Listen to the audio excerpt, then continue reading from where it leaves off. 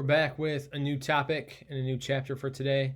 We are starting the chapter on feudalism, and today's topic is Germanic Kingdoms. The Western Roman Empire is going to fall to the Germanic tribes. So if you remember at the end of our last chapter on the Roman Empire, we just started to talk about some of these Germanic tribes coming down and beginning to conquer some of this territory. Trade is going to come to an end. And because of that, most merchants are going to lose their businesses. And then we're going to see the downfall of cities as well. The cities are going to be completely abandoned because many of them were destroyed. Because of all of these things, the population is going to shift. When the cities fell, people are going to flee to rural areas. There was nothing keeping them in the cities anymore because there was nothing there, especially when it comes to food. There were no markets or anything like that in the cities anymore because they just did not exist. So in order to get food, you're going to start to have to grow your own. In order to do that, you'd have to go out and find some land. So the population is going to shift from the cities out into the countryside. The population is going to be spread out over Western Europe instead of being condensed into these large cities like we saw before. The Germanic invaders could not read or write. They're basically just dummies.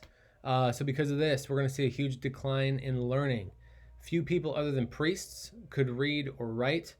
So stories and songs were popular, but there's not going to be any written language. Because of that, it's hard for us to have a lot of information from this time as well because there was not much that was actually written down. German-speaking people began to mix with Latin-speaking people. Soon, people spoke French, Spanish, and other Latin-based languages. Europe was no longer united by one common language. So when we had the Roman Empire in power, for the most part, most people were speaking Latin. There was some Greek thrown in there and a few other things, but overall, most people could speak Latin. And now it's going to be completely different, much more similar to what we see today, where there are a bunch of different languages being spoken, even in some of the same countries and same areas. The first group we're going to talk about today is the Franks. They lived in modern-day Germany. They were more successful than others because they began farming, not just fighting. And the Franks were divided up into multiple groups. In the year 481, Clovis was chosen as the king of the Franks. He was cruel and greedy, but he was also a really good leader. And he's going to expand the kingdom to parts of modern-day France, which got its name from the Franks. Clovis was not happy with the Frankish gods because they were not helping him win battles. So he said that he would become Christian if he won his next battle. He went out and he won. So then he, along with his soldiers, are going to become Christians. So this is pretty similar to what we saw with Constantine. He had that vision or that sign going into a battle, and then he converted to Christianity. Clovis is going to do the same thing. Becoming a Christian is going to gain the respect of the Romans that were living under Clovis's rule. They're going to begin to combine their languages to form the French language. So then all of the Franks were now united by both religion, because they were all Christian, and language, because they all spoke French. After Clovis's death, many weak rulers divided up the kingdom.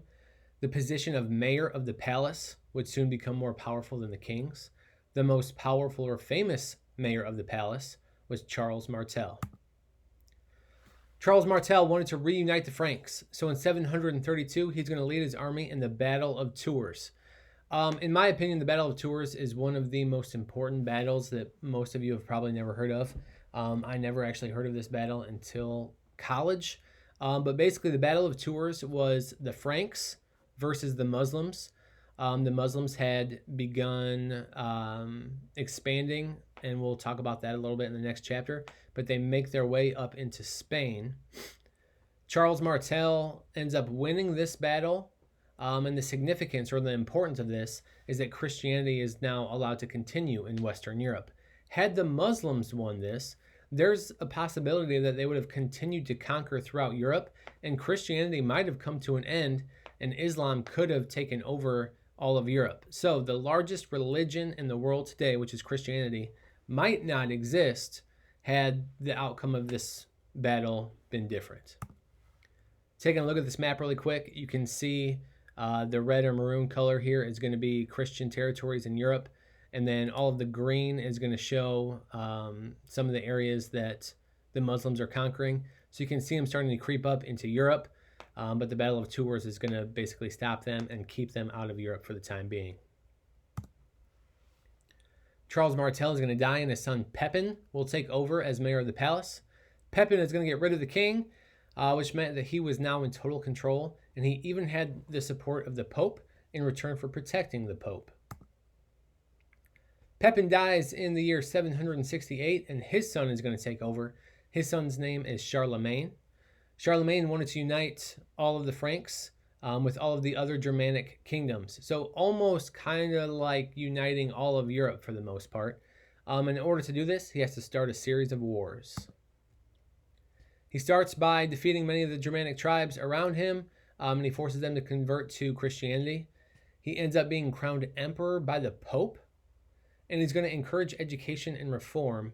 An example of this is that he developed lowercase letters to make reading and writing easier. That is it for our first PowerPoint here on feudalism.